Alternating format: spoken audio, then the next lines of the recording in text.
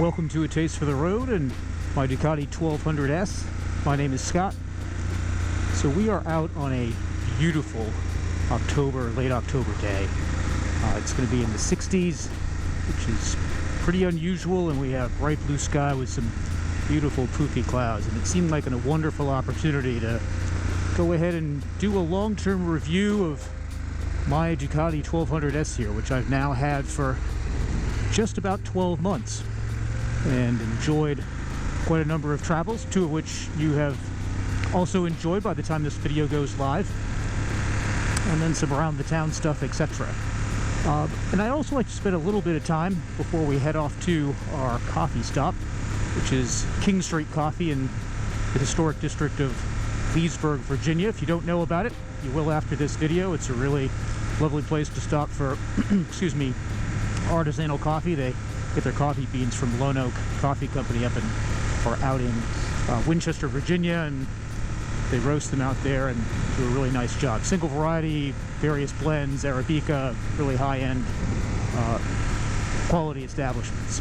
So we'll head out there shortly, but I'd also like to spend a little bit of time talking about why the Monster is special to me. This is my second. So I had a Gen 1 that I enjoyed for 16 years, a little bit more than that actually, before I went ahead and traded in on this one, ordered it and received it last fall. But I thought I would go ahead and again talk about why I think both the brand to an extent, but also the Monster is a pretty special motorcycle. In a nutshell, what makes the Monster compelling to me, beyond the statistics and beyond the performance numbers, etc., which has over its 25-year period. It's celebrating its 25th anniversary this year. It started in 1993, and the engines have changed and grown and so forth. But really, it's about, at its core, the enthusiasm and charisma the model has, and I think by extension the brand as well. It just wants to get up and go. It does not enjoy just puttering around, although it can certainly do it very well, and this 1200cc motor can putter and mooch just like with the best of them. But it really does. There's just always a sense of enthusiasm and strength. It's also a bike that really requires and really rewards for precise riding. So some bikes you can just thrash them and you can just point them somewhere and you can do really what you want. But the reality is the reality is that with most Ducatis, and the Monster is no exception, it really does take things to another level when you go ahead and ride with a bit of precision. You really think through what you want to do, whether it's a long left-hand sweeper, you're going ahead and obviously going to a track day, but it really does reward that. And then finally, I think the last nutshell piece is around its emotionality. This thing just is bristling with communication and feedback. My first generation Monster, a simple air-cooled twin with about 60 horsepower and a pretty basic suspension, was always very talkative, and I just enjoy that so much in a motorcycle, and this one is really no different. When I went ahead and test drove quite a number of bikes, including some adventure motorcycles from BMW to Triumph and really a whole bunch of other bikes too, I just kept coming back to the Monster. It's far from perfect, and we'll go over those shortcomings in a few minutes, but yeah, there's just something about it in the way in which it really presses some very important buttons for me, which is critical around the emotional side of motorcycling. And this project is really going to be about focusing also not just on the technical aspects of riding or sports cars or really anything you do with cars and bikes and even food and wine, but really what's most enjoyable about them, which is to share them with other people and also go ahead and just get a feel for what something is and what it has to offer. So we're just outside of the historic area of Leesburg. Let's go ahead and stop over at King Street Coffee. Check it out. I could use a little bit of high-octane caffeine and perhaps a little bit of bite to eat. And so once the human is caffeinated and fed a little bit, I think we'll go off and head out a little bit west, do a proper review, or a long-term review, I should say, of the bike, and then go over its things that I enjoy, as well as a few things that shall we say, are less than ideal, as no bike is perfect, and this is certainly not. So let's head into Leesburg here and go check out King Street. And so here we are.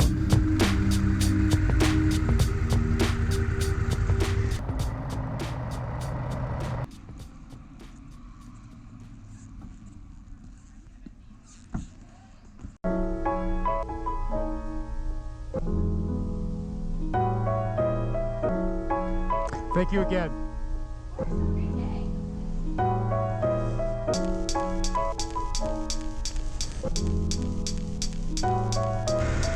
Well, that was a very enjoyable affogato with 2 ristretto shots and a warmed up croissant.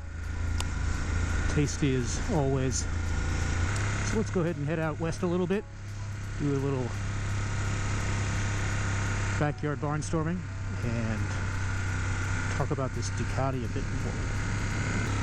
So one of the deep appeals of this 1200S is the fact that it comes with a very premium suspension made by the Swedish company Ohlins. My older bike, despite its many virtues, had a pretty simple and crude suspension that I wasn't able to do a great deal with. And so when I decided on purchasing a replacement, the suspension was definitely high on the requirement list, and the S models by Ducati typically do come with a full Öhlins suspension front and rear, and this one is no exception. And the Öhlins really do. They provide a superior experience both in terms of bump absorption, but as well just a compliance and a smoothness that other brands simply don't seem to have. And that, when I rode it and found it to be, really enjoyable, I said that that was going to be a requirement. One thing I did have to do, however, is that Ducatis typically are suspended for riders who are between about 185 to 190 pounds. I'm about 40 pounds to 45 pounds below that. And so the suspension was simply too stiff even when we went ahead, and pulled back on the compression or pulled back on the sag, etc. And so I had Ducati Winchester and Donnie go ahead and order softer springs for the bike, and it really has helped out a great deal. It now sags as it should by about 1/3 of its travel length when I get on the bike and sit on it. And then as I am out today on a beautiful day with roads that are quite good but not completely smooth, there's always some bumps, that it really does. It goes ahead and absorbs those bumps in a way that my older bike couldn't really even dream of accomplishing. And as a result, the rider is a lot more comfortable, and it just simply isn't as tiring. It still offers wonderful feedback and gives me just great confidence, along with these Rosso 3 tires that are really just outstanding. So the ergonomics are actually really quite good. The rider triangle, which is the position basically of my hands, my backside, and my feet, puts me forward just a little bit. Not much though, so there isn't a great deal of pressure on my wrists, and there isn't really much pressure on my knees either, although I do find that by the end of a long day, we'll say riding 200 miles or maybe 250 miles or so, I do feel a little bit of pressure in my left knee, but I suspect part of that is due to not being 25 anymore. The fit and finish is really good on this bike, and I think of all Ducatis at this particular point, and miles ahead of my older bike. What's impressive here is not just the quality of the paint or the individual finishes, but the fact that even bits that are not well seen, they're hidden away and not something you'd really ever notice, are actually quite nicely finished. I was really very pleased when I was out on a test ride and stopped over to just take a bit of a break and admire the bike, that in poking around and looking at bits underneath the hood, so to speak, in areas again that are just simply out of the way, that Ducati took the time to make them really look pleasant and be robust. This is a bike that is just much more stout than Ducatis of the past, and you can really both feel it and see it, and it just is a cohesive package, and there's a tightness to it that is deeply impressive.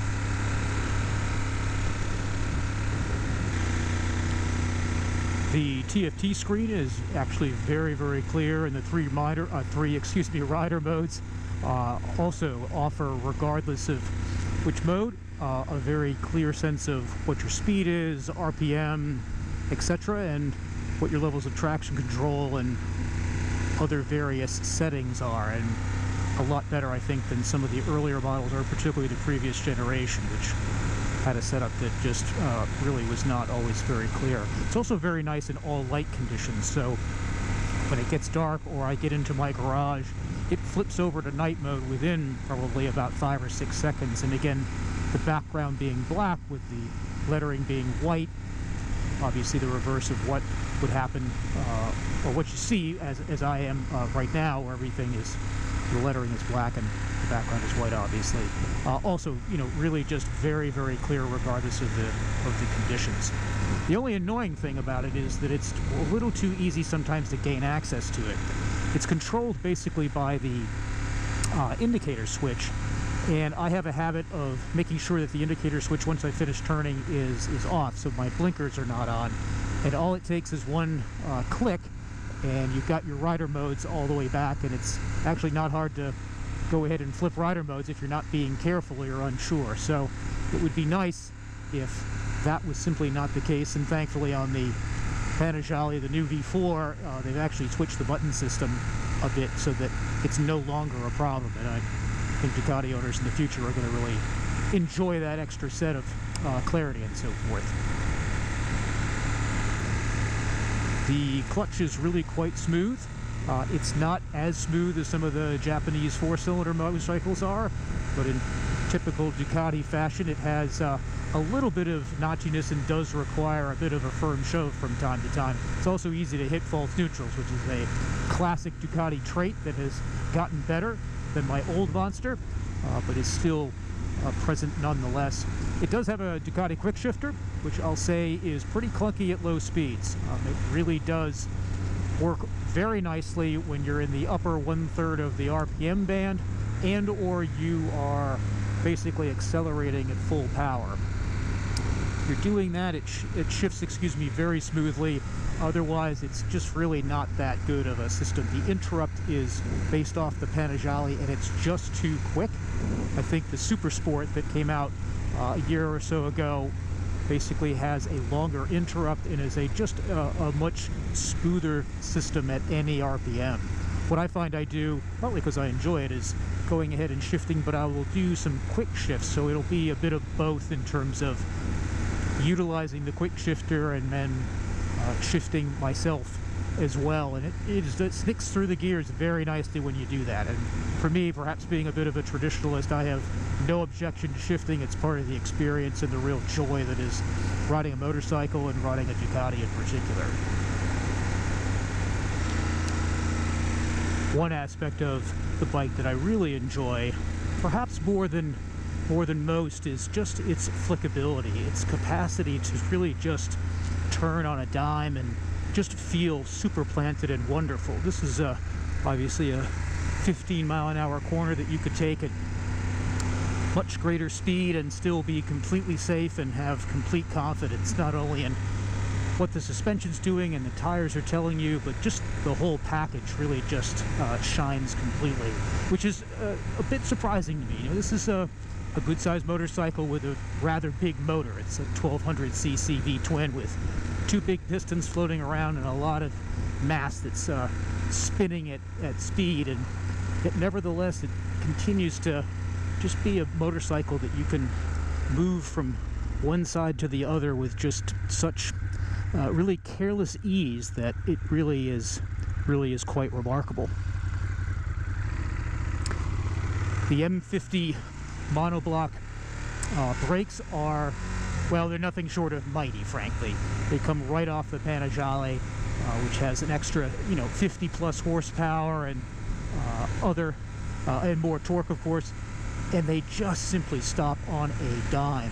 Thankfully, the master cylinder, which partially controls the braking system, is a more progressive system or piece of equipment, excuse me, and as a consequence the brake feel here is just as good as on the Panigale, but is a little bit softer on application. It's not quite as grabby, which, given that overwhelmingly, and I'm no exception, I'm riding on the street, that having something with a system that is a little bit more progressive is not only, well, safer and more comfortable, but it's just a better way to go, and this definitely has that feel.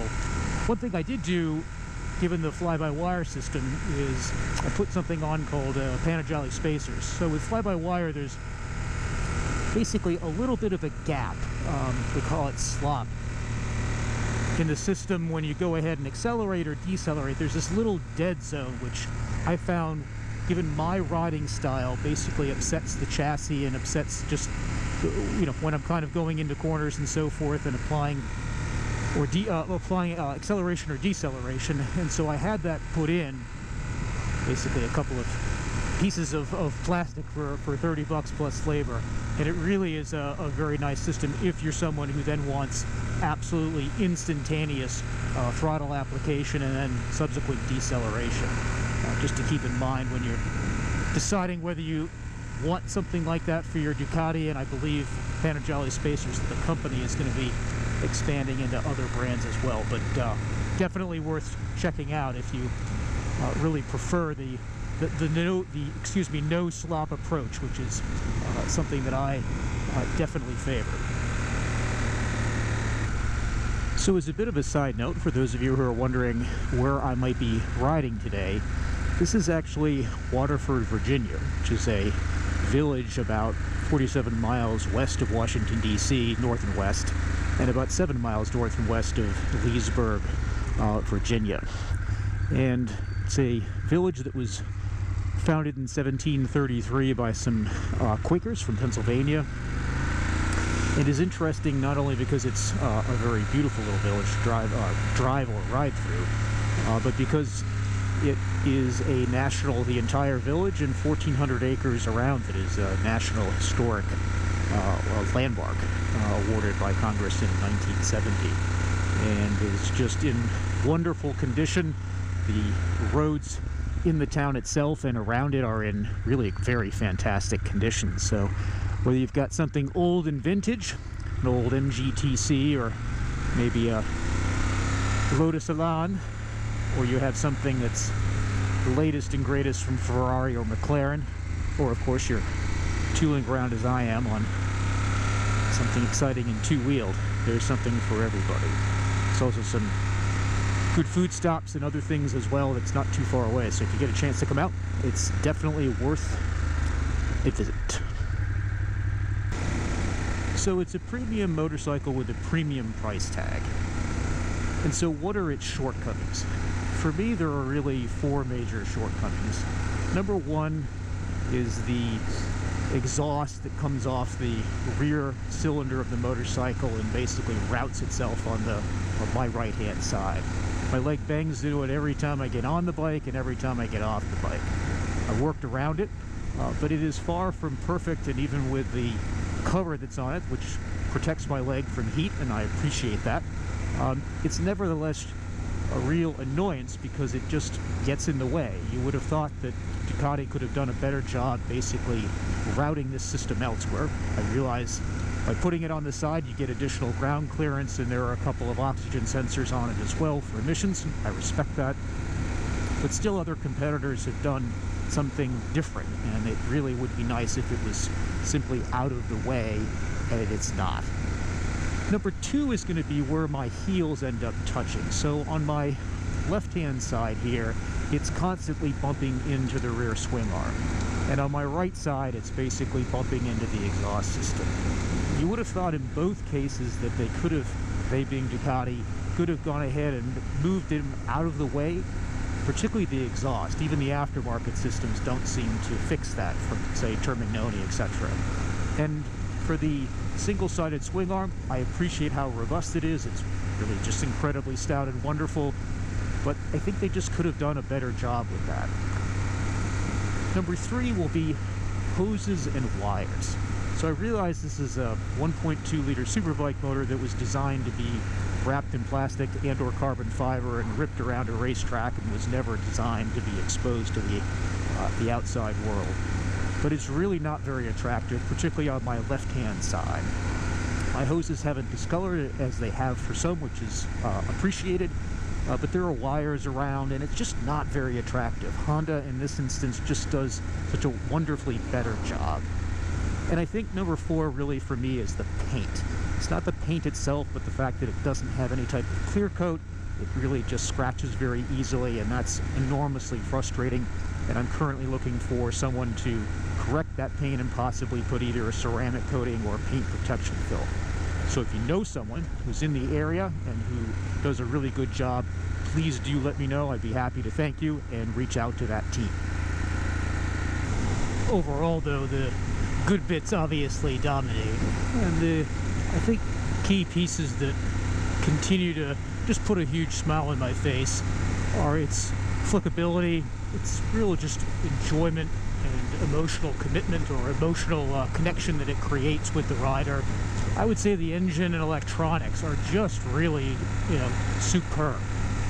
This motor should not be as tractable and as smooth as it is, and yet there's no question that the electronics, the fueling, and other aspects of it really just, take it another step on. There are the usual safety features, the IMU or measurement unit, which gives me essentially cornering ABS. A number of bikes have that now, but still, it's awfully impressive. And as someone who's been riding for 18 years and grew up with no electronics, and the ABS was basically in my noggin between my 2 ears, and my slip angle, if you will, or throttle control was just that, my right hand. The step on, or really several steps on, is impressive. I would also say the reliability. This thing has been bone reliable. I have not had one single hiccup with it, and it's really been just absolutely flawless, which you aren't quite sure what to expect, and that's been a wonderful thing to not have to worry about and just get on it, check my tire pressures, and take off. And I think finally for me too is the dealership. Historically, Ducatis have sometimes needed extra maintenance, and folks who really understand the brand and understand just the way that the Ducati folks, engineers, etc., and the team think. And so I have to give strong kudos to Ducati Winchester, or Duck Pond as it is affectionately known, Donnie and his team, and so forth, because they really have. They've made the ownership experience of my Ducati, both past and current, really very enjoyable. And it's just simply not been the case for everyone, that when something has gone wrong for folks, sometimes I've read on the forums and elsewhere, if they didn't have a dealership that really responded and really understood the brand, they were left basically hanging, or sometimes disappointed, or with, again, just an experience that did not reflect the premium expectations of a brand that has a lot of, style and panache, and also the price. So I think that is also an important criteria. So overall, I'm really very happy with it. It's, as I said before, far from perfect, but it is very, very good in a remarkable number of ways, and it really presses many emotional and charisma buttons, which, I need in a ride. It's not just about getting from point A to point B. It's really about sharing an experience that is unique and refreshing each and every time. There are days when it, gets a little bit tiring, but overall I have really no complaints whatsoever, and look forward to enjoying this bike for many, many years to come, and to share them with you, and to share the adventures that I take, and the even short trips and other things that may or will inevitably pop up as part of a taste for the road. So I hope you found this video informative. Give it a thumbs up if you can. Subscribe if you'd enjoy being alerted to new videos as they become available on YouTube. There will be a traditional written review on tastefortheroad.com.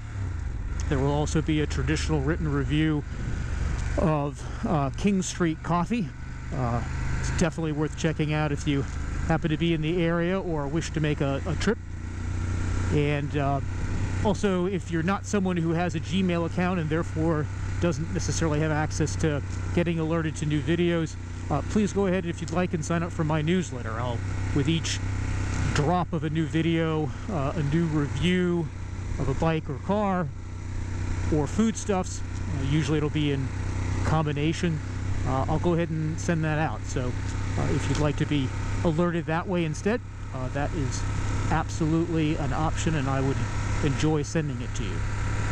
So I hope this has been of some help, and I look forward to seeing you all in the next video. As always, don't forget to create or go out and create your own adventure.